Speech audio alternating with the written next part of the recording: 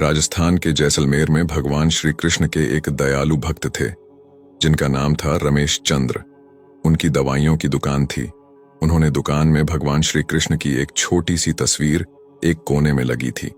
वे जब दुकान खोलते साफ सफाई के उपरांत हाथ धोकर नित्य भगवान की तस्वीर को साफ करते और बड़ी श्रद्धा से धूप इत्यादि दिखाते।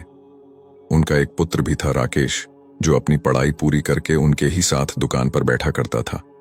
वह भी अपने पिता को ये सब करते हुए देखा करता और चूंकि वह नए जमाने का पढ़ा लिखा नवयुवक था, लिहाजा अपने पिता को समझाता कि भगवान वगैरह कुछ नहीं होते, सब मन का वहम है। शास्त्र कहते हैं कि सूर्य अपने रथ पर ब्रह्मांड का चक्कर लगाता है, जबकि विज्ञान ने सिद्ध कर दिया कि पृथ्वी सूर्य का चक्कर लगाती है। इस तरह से रोज विज्ञान के नए नए उदाहरण देता, यह बताने के लिए कि ईश्वर नहीं है। पिता उसको स्नेह भरी दृष्टि से देखते और मुस्कुराकर रह जाते। वे इस विषय पर तर्क वितर्क नहीं करना चाहते थे। समय बीतता गया, पिता बूढ़े हो गए थे। शायद वे जान गए थे कि अब उनका अंत समय निकट ही आ गया है। अतः एक दिन अपने बेटे से कहा, बेटा, तुम ईश्वर को मानो या मत मानो, मेरे लिए यही बहुत है कि तुम एक मेहनती, दयालु और सच्चे इंसान हो, परंतु क्या तुम मेरा एक कहना मानोगे? बेटे ने कहा, कहिए ना पिताजी, जरूर मानूंगा। पिता ने कहा, बेटा, मेरे जाने के बाद एक तो तुम दुकान में रोज भगवान की इस तस्वीर को साफ करना, और दूसरा, यदि कभी किसी परेशानी में फंस जाओ तो हाथ जोड़कर श्री कृष्ण से अपनी समस्या कह देना। बस मेरा इतना कहना मान लेना। पुत्र ने स्वीकृति भर दी।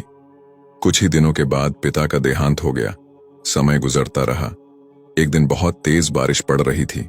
राकेश दुकान में दिन भर बैठा रहा और ग्राहकी भी कम हुई। ऊपर से बिजली भी बहुत परेशान कर रही थी। जाती तो घंटों अंधेरा पसर जाता। तभी अचानक तेजी से एक लड़का भीगता हुआ दुकान में आया और बोला, भैया, ये दवाई चाहिए, मेरी माँ बहुत बीमार है। डॉक्टर ने कहा, ये दवा तुरंत ही 4 चम्मच यदि पिला दी जाए तो ही माँ बच पाएगी। क्या ये दवाई आपके पास है? राकेश ने पर्चा देखकर तुरंत कहा, हाँ, ये है। लड़का बहुत खुश हुआ और कुछ ही सेकंड में पैसे देकर दवा लेकर चला गया। परंतु ये क्या? लड़के के जाने के थोड़ी ही देर बाद राकेश ने जैसे ही काउंटर पर निगाह मारी तो पसीने के मारे बुरा हाल था, क्योंकि अभी थोड़ी देर पहले ही एक ग्राहक चूहे मारने की दवाई की शीशी वापस करके गया था। लाइट न होने की वजह से राकेश ने शीशी काउंटर पर ही रखी रहने दी कि लाइट आने पर वापस सही जगह पर रख देगा।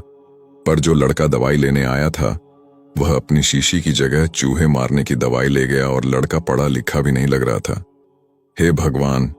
अनायास ही राकेश के मुंह से निकला, ये तो अनर्थ हो गया। तभी उसे अपने पिता की बात याद आई और वह तुरंत हाथ जोड़कर भगवान कृष्ण की तस्वीर के आगे दुखी मन से प्रार्थना करने लगा कि हे प्रभु, पिताजी हमेशा कहते थे कि आप हैं। यदि आप सचमुच हैं तो आज ये अनहोनी होने से बचा लो। एक माँ को उसके बेटे द्वारा जहर मत पीने दो, प्रभु, मत पीने दो। भैया! तभी पीछे से आवाज आई, भैया, कीचड़ की वजह से मैं फिसल गया, दवा की शीशी भी फूट गई, कृपया आप एक दूसरी शीशी दे दीजिए। भगवान की मनमोहक मुस्कान से भरी तस्वीर को देखकर राकेश की आंखों से झरझर आंसू बह निकले। आज उसके भीतर एक विश्वास जाग गया था कि कोई तो है जो यह पूरी सृष्टि चला रहा है। प्रेम और भक्ति से भरे हृदय से की गई प्रार्थना कभी अनसुनी नहीं जाती। यही है करुण पुकार जिसको ईश्वर कभी अनदेखा नहीं करते।